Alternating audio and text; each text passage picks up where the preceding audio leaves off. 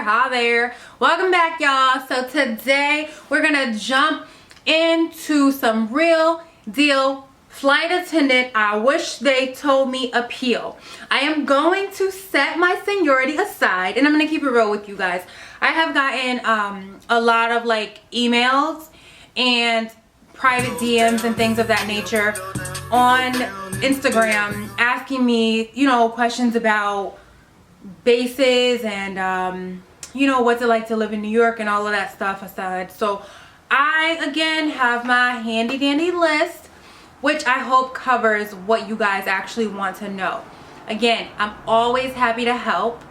And today we have an extra feature. This is Princess, my beautiful Zach Posen bag. So she likes to hang out with me, so she wanted to be featured. So y'all just watch her sit there and look pretty while I give y'all the real deal. I wish they told me flight attendant scoop. Okay? Alright, so life after training. If you train with my airline, the wonderful airline, after you graduate training, you will have 3 days. Literally 3 days to get your life in check. So let's say you are from LA, you graduate training, and you're going to be based in New York. Well, you get to go home for a couple days, and then after that, you're there, you're literally going to pack your stuff up, and you're going to head to base because you graduate on, God, what is it, like a Friday? I think you like graduate on a Friday, and you got to be back on Tuesday or something like that in base, something like that. But you have 3 days to get your life together. When you get to base, right, either you already have a place that you're going to live, or they will give you a hotel for, I believe it's like 2 nights, and then it's like 2 or 3 nights, and then you're on your own. There are some flight attendants who never ever get a crash pad or an apartment or a room or anything like that.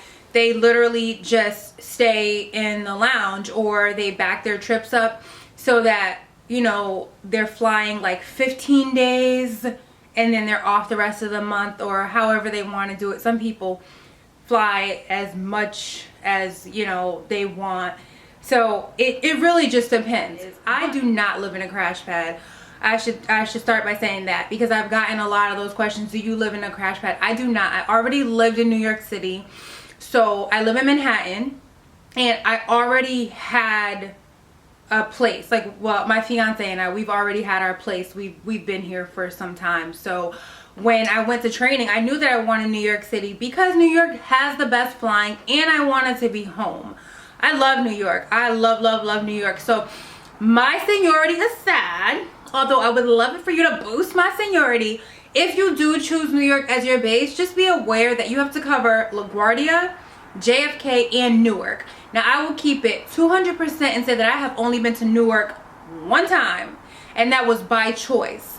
I prefer to fly out of LaGuardia if it's not some fancy international trip, just because LaGuardia is 10 minutes away. I drive, so I can get there within 10 minutes, and then JFK is like 25, 30, depending on traffic. It could be 45, but that's nothing when you're driving, listening to your music or whatever.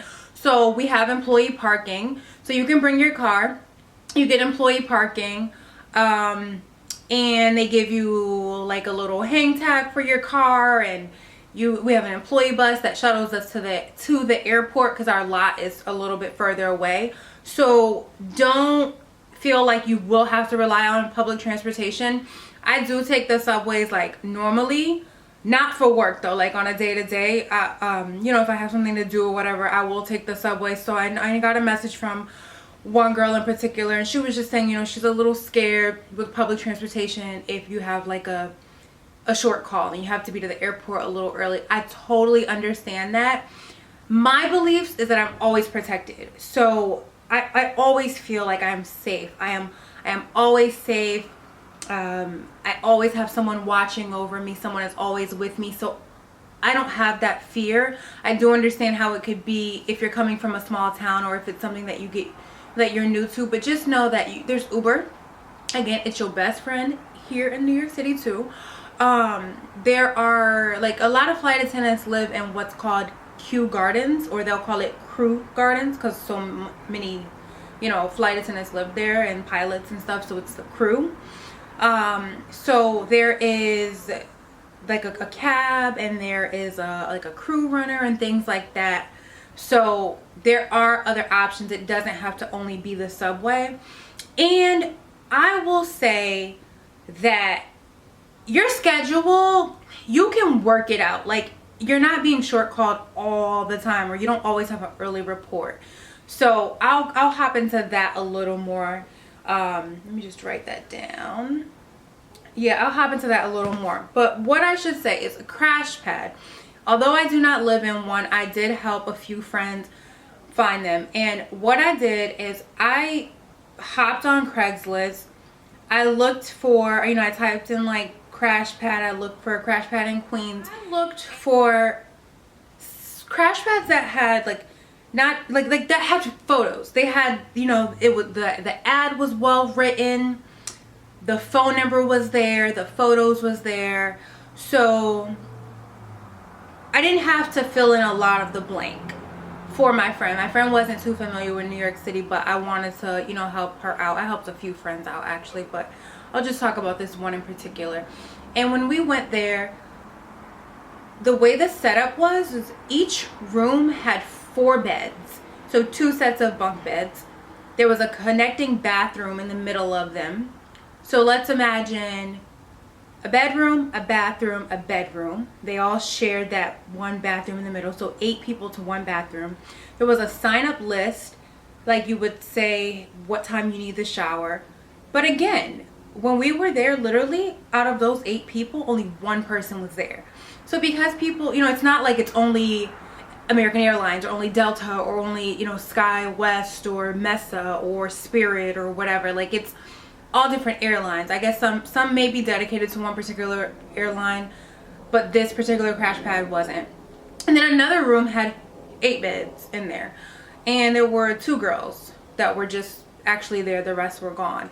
So upstairs he had single beds. So there were 6 single beds, but it had those like IKEA little wall units around it. It was like a twin bed with a little dresser, a mirror, and a light, right? So like, even though you can hear the person beside you, you still had your privacy. So my friend opted for that one, and she paid $450. The rooms downstairs were $350. But crash pads vary, like the price. I do think that was a bit much, but it could go anywhere from, I'd say, like $200 to $350, and $350 would be on the nicer end. The other option is if you meet people in training, you guys should think about getting an apartment together. That would be a really, really good idea. A lot of friends did that. Or you can look for rooms in the city. There's a ton of different, besides Craigslist, I'm sure there's like Roomster and all these different things where you can find a room. You don't necessarily have to live with flight attendants. And honestly, after getting out of training, you might not want to live with flight attendants, because I've heard, now I don't know because I don't live with flight attendants, but I have heard that like living with flight attendants, sometimes they're always talking about flight attendant life. And sometimes after you had a trip or you're done with that, you just want to be able to decompress. And you don't want to talk about the guy who was sitting in 2 Alpha who kept asking for vodka and cranberry. You had to stop his drinks. Or the emotional support animal that had its paw in the aisle. The list goes on. So you don't, you know what I mean? To each his own. Maybe you do want to live with flight attendants and talk about flight attendant life all day, and that is your business. So do what you want to do. We're going to talk about something called A-Days. If you are hired with my airline, you will have 6 A-Days per month.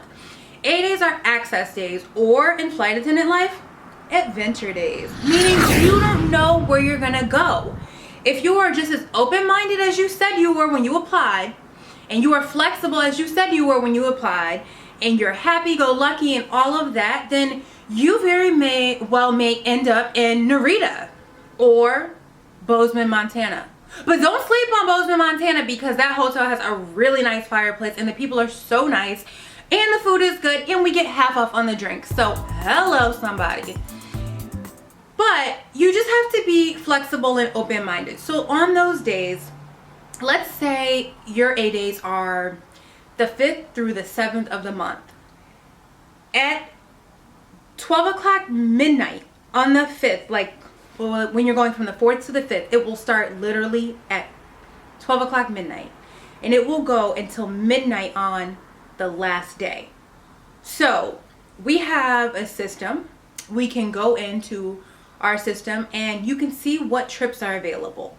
But you can also see the standbys. So my first day, I usually like to, if I'm not really looking for a trip and I want to stay in New York City and I have things to do, because I do other things besides fly. So I'm not only a flight attendant, I have other things that I do. But I will choose a standby. And my strategy is I usually choose LaGuardia because they don't have as many flights leaving out. And I know I won't get used unless it is a serious situation. JFK is a madhouse. And you know, there's domestic and international leaving, so it gets a little crazy. And I've been used all except one time at JFK. So unless I forget to preference what I want, I get stuck at JFK. But when I preference, I typically get sorry